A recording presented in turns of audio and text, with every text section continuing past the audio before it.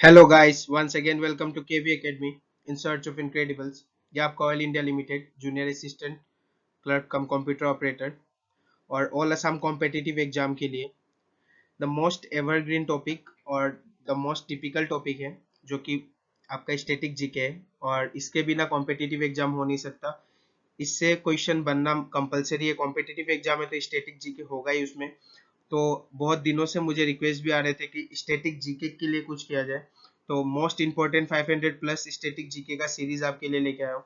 इसमें आपको 500 से ऊपर में स्टैटिक जीके का क्वेश्चंस दूंगा, जो प्रीवियस ईयर में आ चुके हैं और आगे भी बनने वाले हैं, और करंट से रिलेटेड जो अपडेटेड आपका स्टैटिक जीके है वो भी इसमें कवर होगा। तो स्टार्ट करते हैं आज का video. Today's first question is number 1। Which of the following public sector units does not fall in the category of Navratna PSUs? इनमें से कौन सा नवरत्न PSUs में नहीं आता है?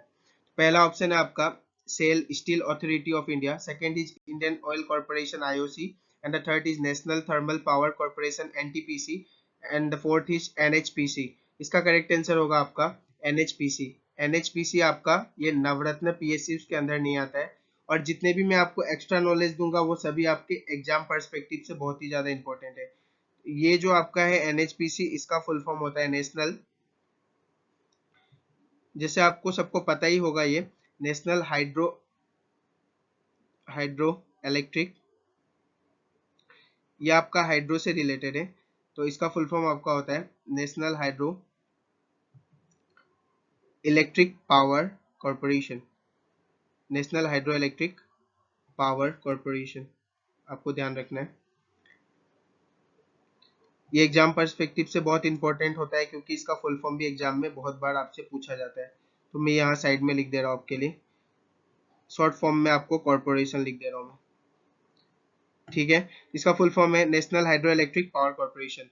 Next question number 2। What was the picture shown on the first stamp of independent India? कौन सा पिक्चर शोन किया गया आपका फर्स्ट स्टैम्प पे इंडिपेंडेंट इंडिया का? The new Indian flag, second is Ashoka land capital, A portrait of Mahatma Gandhi, and the fourth is a Douglas DC-4 aircraft. इसका correct answer होगा आपका option number A, the new Indian flag. सबसे पहला जो stamp आया था वो नया इंडियन फ्लैग का ही आया था। Next question, question number 3। Which thermal station is the largest power producer in the country? इनमें से कौन सा thermal station largest power producer है? तो पहला ऑप्शन है आपका Mundra ultra mega power plant, second is Vindhyachal thermal power plant, third is Jindal Tamnar thermal power plant, and the last is NTPC Ramagundam. तो इसका करेक्ट आंसर होगा आपका विंध्याचल थर्मल पावर प्लांट। बहुत बार ये भी पूछा जाता है कि ये विंध्याचल जो थर्मल पावर प्लांट है वो कहाँ पे? तो ये आपका MP स्टेट में आता है। ये आपको ध्यान रखना है, मध्य प्रदेश में आपका आता है। It is in the MP state. Next question, question number 4। Question is in which city is Indian institute of forest management located? कौन से स्टेट में Indian institute of forest management located हुआ है? पहला ऑप्शन है आपका Shimla, second is Bhopal, third is Dehradun, and the fourth is Shillong. इसका correct answer होगा आपका भोपाल, जो कि MP में आपका होता है। भोपाल आपका MP में है, आपको ध्यान रखना है। कभी कभी मध्य प्रदेश भी ऑप्शन में हो सकता है, तो आपको उसके जगह मध्य प्रदेश को ही टिक करना है। ठीक है, नेक्स्ट क्वेश्चन। और ये आपका जो Indian institute of forest management located है यहाँ पे भोपाल MP में, ये आपके मिनिस्ट्री ऑफ इन्वायरमेंट के द्वारा इस्टेब्लिश किया गया है। आपको ध्यान रखना है, ये बहुत बार पूछा जाता है कि किसने इसे इस्टेब्लिश किया है, तो ये आपका मिनिस्ट्री ऑफ इन्वायरमेंट। आप इसका नोट्स बनाते चलिएगा, जो मैं एक्स्ट्रा नॉलेज आपको देता हूँ, क्योंकि ये बहुत इंपॉर्टेंट है एग्जाम पर्सपेक्टिव से। मैं शॉर्ट फॉर्म में लिख रहा हूँ ENV, आपको समझ लेना है कि ये मिनिस्ट्री ऑफ इन्वायरमेंट है। Next question 5। The decimal system of Indian currency was started in? सबसे पहले डेसिमल सिस्टम इंडियन करेंसी का कब शुरू किया गया था? तो पहला ऑप्शन है 1950, second is 1955, third is 1957, and the fourth is 1960। इसका करेक्ट आंसर होगा option number C, that is 1957। और ये आपका 1 अप्रैल में हुआ था। ठीक है, ये भी आपको ध्यान रखना है। बहुत बार ईयर नहीं पूछ के आपको डेट पूछा जा सकता है, तो आपको ध्यान रखना है। ये आपका 1 अप्रैल में स्टैब्लिश या स्टार्ट हुआ था। Next question, question number 6।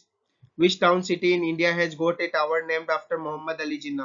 कौन से स्टेट में आपका या कौन से सिटी में मोहम्मद अली जिन्ना के नाम पे एक टावर है? पहला ऑप्शन है Mumbai, second is Aligarh, third is Calicut and the fourth is Guntur. इसका करेक्ट आंसर होगा आपका गुंटूर। ध्यान रखना है आपको, Guntur is the correct answer for question number 6। The iron pillar is located in, iron pillar कहाँ लोकेटेड है? तो पहला ऑप्शन है Qutub Minar complex, second is Humayun tomb, third is red fort complex and the fourth is Mahabodhi temple. इसका correct answer होगा आपका Qutub complex, Qutub Minar complex. ठीक है, आपको ध्यान रखना है इसे। Next question, question number 8, group of monuments at Hampi is in. जो ग्रुप ऑफ मोनूमेंट्स होता है जिसे हम्पी नाम दिया गया है, जो कि हमारे यूनेस्को हेरिटेज में भी शामिल है, इसलिए बहुत इंपॉर्टेंट हो जाता है एग्जाम पर्सपेक्टिव से। पहला ऑप्शन है Karnataka, second is Madhya Pradesh, third is Maharashtra and the fourth is Rajasthan. इसका करेक्ट आंसर होगा आपका ऑप्शन नंबर ए, कर्नाटक। आपको ध्यान रखना है, option number A is your correct answer. Please recall करते रहिए क्वेश्चंस को और नोट्स बनाते चलिए, आपको बहुत हेल्प मिलेगा इससे।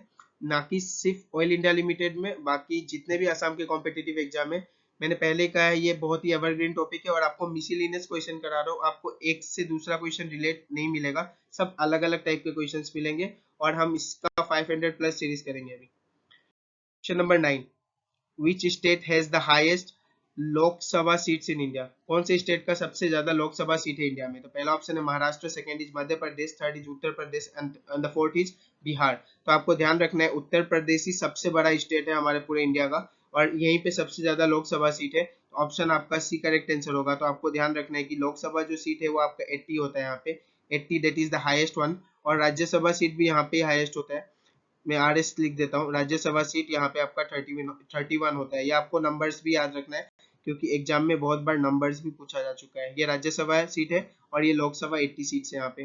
Next question 10, in Panchayati Raj, the Panchayati Raj was first adopted by which of the following state? सबसे पहले पंचायती राज कौन से स्टेट ने अडॉप्ट किया था? तो पहला ऑप्शन है Haryana, second is Rajasthan, third is Madhya Pradesh and the fourth is Karnataka. इसका करेक्ट आंसर है आपका option number B, Rajasthan is your correct answer. और ये आपका कौन सा डिस्ट्रिक्ट में सबसे पहले अडॉप्ट किया गया था, ये भी क्वेश्चन बहुत बार पूछा गया है, तो इसे भी ध्यान रखना है आपको। ये डिस्ट्रिक्ट का नाम है आपका नागौर डिस्ट्रिक्ट, ये डिस्ट्रिक्ट का नाम है आपका नागौर डिस्ट्रिक्ट। ये जितने भी एक्स्ट्रा नॉलेज है बहुत इंपॉर्टेंट है एग्जाम पर्सपेक्टिव से, तो ये सबका नोट्स बनाते चलिए या फिर स्क्रीनशॉट आप रख लीजिएगा। तो नागौर डिस्ट्रिक्ट आपको ध्यान रखना है और कौन से ईयर में हुआ था ये भी अलग से एक क्वेश्चन पूछता है। तो हर एक क्वेश्चन के साथ हम 3-4 क्वेश्चन तो यू ही कर ले रहे हैं, तो 500 प्लस से ज्यादा ही क्वेश्चन आपको मिलेंगे। हम एक्स्ट्रा नॉलेज लेते लेते तो 1000 के पार भी चले जाएंगे। तो एक ही क्वेश्चन से देखिए कितने सारे क्वेश्चन बन सकते हैं, इसीलिए मैं इसे सबसे ज्यादा इंपॉर्टेंट टॉपिक कहता हूँ स्टैटिक जीके को।